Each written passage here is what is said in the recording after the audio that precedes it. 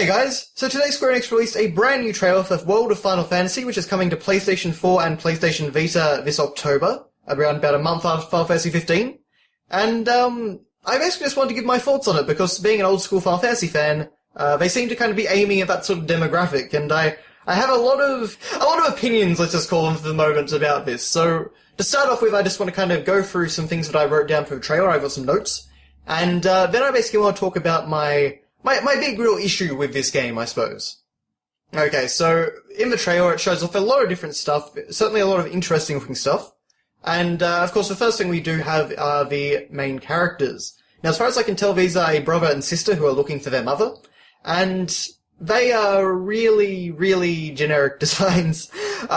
It seems like this was something that maybe Tetsuya Nomura just did in his coffee break or something. They're basically what you would expect from him. I mean, the male character reminds me a tremendous amount of Neku from World Ends With You, just without kind of the personality and uniqueness that game featured. So it's just... The main characters certainly aren't grabbing me. They seem very generic, very basic, and potentially a bit whiny and annoying. So we'll see how that goes. But on the subject of art style in general, a lot of this game uses a chibi art style. I am really, really not a fan of this. I think what they're trying to do is they're trying to kind of get some of the personality from old, like, you know, Super Nintendo era sprites. They have failed completely. They look kind of cute and adorable in sort of a silly way. But if you're going to be making a big Final Fantasy mashup game, it's not how I want to see these characters represented. And it's just kind of, it's something that's gonna, at least for me anyway, gonna be a real barrier of entry. Now, I'll talk more about that as we go on, but, one thing I will certainly say is I noticed that the lip syncing is pretty atrocious in the trailer.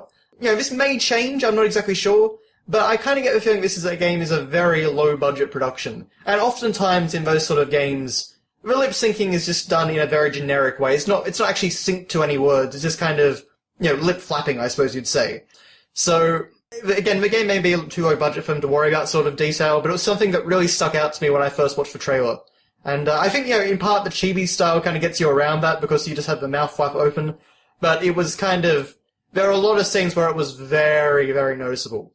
On the positive side, I do like the fact that they included a wide variety of characters. It's not just, you know, Cloud and Lightning and, you know, all the characters that Nomura seems to have worked on in the past. Instead, it's, you know, we've got people like Faris and Celis, so it was cool to see people like that.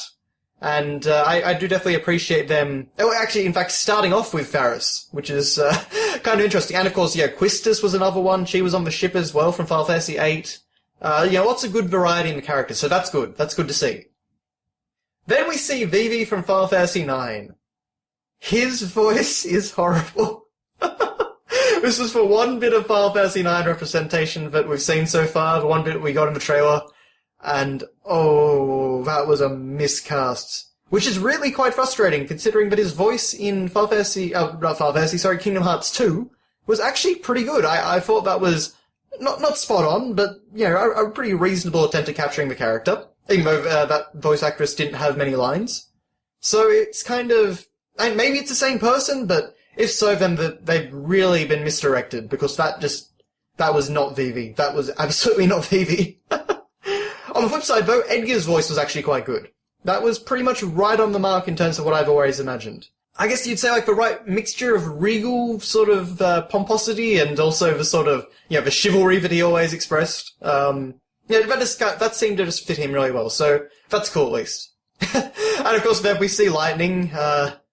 Yeah, I mean, if anyone's been following my channel for a while, you'll know that I hate Final Fantasy 13. It is one of the very few games that I will ever actually say I genuinely hate.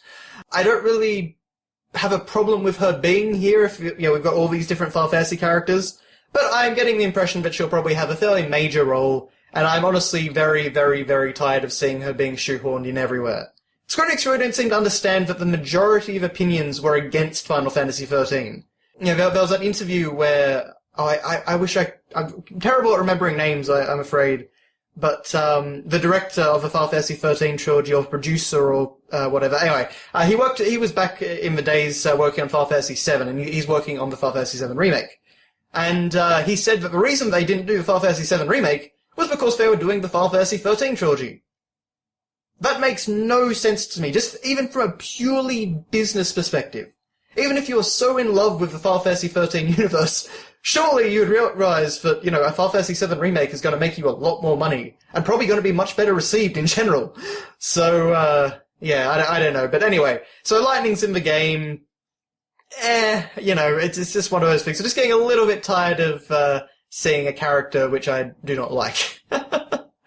But again, on the flip side, then we went to Squall, and we've still got the same voice actor from Kingdom Hearts, so that's awesome. He did great, and he's done great in all the Kingdom Hearts games, and of course, he was actually one of the, in my opinion, one of the better voice actors in Dissidia, so that's very good to see.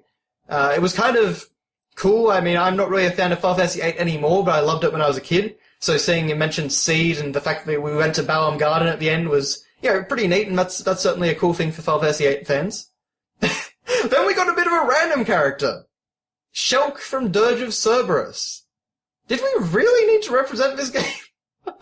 I mean, I'm much kinder to Dirge of Cerberus than a lot of people are, and I was never a fan of Shulk, so that was a really weird one. Not sure how I feel about that. I guess it just depends if they leave out anyone higher up on the Final Fantasy pantheon of characters. Then I don't really mind. It depends on what the final character roster looks like. Okay, so then we get a lot of gameplay, and, we see things like, you have a Magitech army, you can ride around in that, which is pretty cool. The game actually is a traditional style RPG, so that's pretty neat. It looks like we've got a turn-based battle system in there. I appreciate that at least. The only problem is that I really don't like the aesthetic. Of anything. Just nothing appeals to me visually. Characters don't, the monster designs don't at all, they don't look like they belong with Final Fantasy at all. Or even, they kind of look even a bit strange for the chibi art style. It's kind of like the Dream Eaters from Kingdom Hearts 3D, meeting this sort of chibi art style for Final Fantasy characters that were designed, 20 years ago or more. It's a very weird sort of culture clash, and it doesn't look coherent to me. The environments are actually pretty beautifully rendered, but they're also not exactly... they're not grabbing me exactly. There's nowhere that I've seen, and it's just like, oh, I really want to go there, even for returning locations from previous Final Fantasies. It's kind of like, they don't seem to have the same personality that I would hope would be there. So, for example, we go to Makuania Forest, and from Final Fantasy X, and seeing that back is really, really cool. But at the same time, I feel like Makuania Forest in Final Fantasy X looks better than what this does. So, it's just a kind of... It doesn't really get me excited. It's just like, oh yeah, that's cool. That's cool. Speaking of which, of course, Final Fantasy X, we got back Yuna and Tidus's voice actors, and that was always very cool. I think it's probably been a while since Yuna had any role in a game, so always nice to hear her back. Although she sounded a little bit out of breath in the trailer, which was a bit odd, but always good to see those two back. And then we see that, well, seemingly anyway, one of the gimmicks of this game is that your characters can shrink from a normal-looking human being, or relatively normal, into chibi form. And this allows you, presumably, to access areas that you couldn't otherwise, and so it's just like a shrinking and growing thing. It's like casting Mini on yourself, or Toad, in Final Fantasy III. So, okay. Not really sure what to think about that, but I guess if they utilize it properly, it doesn't really seem like it would be that interesting of a mechanic. But, they mentioned in the trailer, story-wise, stuff about that our characters are giants or something. They come from the land of giants, which basically just means not chibi. So, okay, I guess it'll play into some things anyway. But those were my notes after watching the trailer a couple of times. I'm more interested than I was last year when the game was first announced. When that was first announced, I thought, okay, this is going to have a little bit of fan service, but it's not really aiming at my demographic. This is obviously not for me. This will be something for the kids, or just, some sort of silly, cute spin-off game or something. Okay, fine, I'm not going to worry. The only thing is, as far as I can tell from interviews and also from this trailer, it's obviously trying to get my attention. People like me who have played through the entire series, who have an affinity for all these old characters, and just people who will get all the references. But as usual with Square Enix, I just don't think they understand what Final Fantasy is. They don't understand why I actually like the series. Because, all the story elements in this, all the cutesy chibi stuff, all the, over-the-top fan service, and just, silly little things. None of that has anything to do with why I like Final Fantasy. The reason I like Final Fantasy 1 through 10, with a couple of exceptions, is the story. Final Fantasy 4, 5, 6, 7, 9, 10. I love those stories. They feature characters that I feel a genuine connection with. They tell stories which are mature and intelligent without lacking a sense of fun and character. They aren't pretentious tales where stoic characters talk about light and darkness and all other kinds of jargon. They are really just stories about interesting people, and how those interesting people band together to try and save their world. That's basically what Final Fantasy is at its core. And along the way, you've got all sorts of commentary about life and death, morality, religion, military, capitalism. Those games are special because they had significance, they had meaning. And people connected with that meaning. Square Enix, in all their attempts since the companies merged, just have never seemed to grasp the basic fundamentals of what makes the series special. They just haven't made likeable characters and a coherent, interesting, constantly developing story. To be fair, Final Fantasy XII was probably by far the closest game to reaching that, and certainly has a lot of merits. But if you look at things like Final Fantasy X-2 or Final Fantasy XIII's trilogy, Final Fantasy Dissidia and Dissidia Duodecim, the incoherent mess that goes on in dialogue in those games, they just never seem to quite grasp why I like this series, why I care so much about it, and why I'm still, following in vain hope to this day. And so that's why I feel like, even for all the fan service in World of Final Fantasy, it's not going to be a game for me. Even though it really should be. And, if that's the case, a lot of people seem to be responding quite positively to the trailer, so that's cool. I hope everyone enjoys it.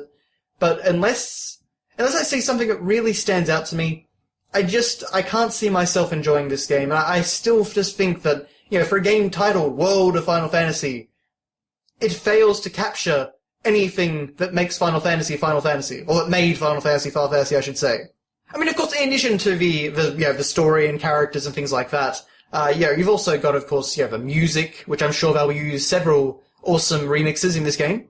You've got, of course, all the wonderful artwork and locations, which particularly hit their stride in the PS1 generation. The artwork in Final Fantasy 7, 8, and 9 is truly spectacular. And the gameplay, of course. The Final Fantasy games are really some of the best examples of the RPG genre ever made. Just in terms of the fact that every game offered something unique without detracting from what Final Fantasy was. Every single game was a very different system, even if they kind of all look similar on the surface. These games have a lot of depth within all these mechanics. Working your way through the job system, items, equipment, abilities, like things like the sphere grid or materia or magicize, all these different mechanics that have been implemented in the games over time. But not a single one of those systems lost what made Final Fantasy Final Fantasy. So anyway, at the end of this long ramble, I basically just wanted to say that, while it's kind of cool to see these characters back, I still don't think Square Enix understand what Final Fantasy is. So I basically just wanted to get on my little soapbox and voice my opinion about that. But it'll be interesting to see how the game develops and what the final product ends up being like. So if nothing else, I do at least applaud Square Enix for trying to give longtime fans some fan service. I just don't think this was the right way to go about it. It's a very mishmash sort of thing. I have a feeling that they're trying to actually target multiple audiences, and in doing so will attract very few audiences. But time will tell. So thank you very much for watching, guys, and I'll see you next time.